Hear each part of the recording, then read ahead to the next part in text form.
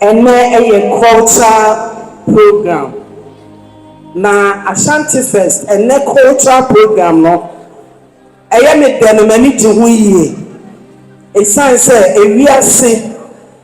Yes, we will feel Oheneyere Banya. But that's a won't come on in your debt. Won't come on in your debt. What I say?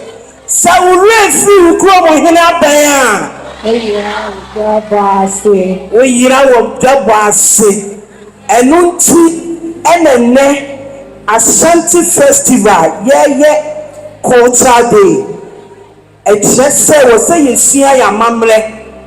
Na yehunu ya manmre ni amanne na daatsu yansi yetimi e de akyere entirima yemma yeremfi ya mamre ni amanne eni say yenyina yekurowura opemso mibo mi mo ase nana ai Asante maida na kuma so yie wasi omma bibia mesesa Asante amamre na se yewura ka asem we ya na yen na ye no nananom no yewura betimi afi amamre ne amane ana mantini ye yewura betimi afi ana na te se yewura ntimi mfi dia ene dwumadie we ebeye papa ebeye nitie mitidi yeso obi anfi hankono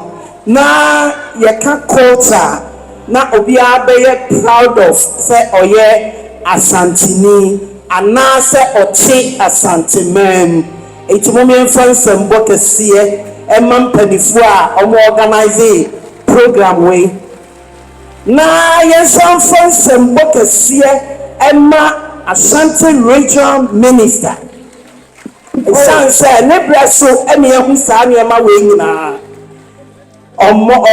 opese wotre se ofimpanifie na mamre ene na mane ehu ehia no the fact say omo Asante mem no e wo say Asante Fest o hyemu kena na Asante man efa ne ntemapa efra etimomi ammonsem bokese efama Asante regional minister.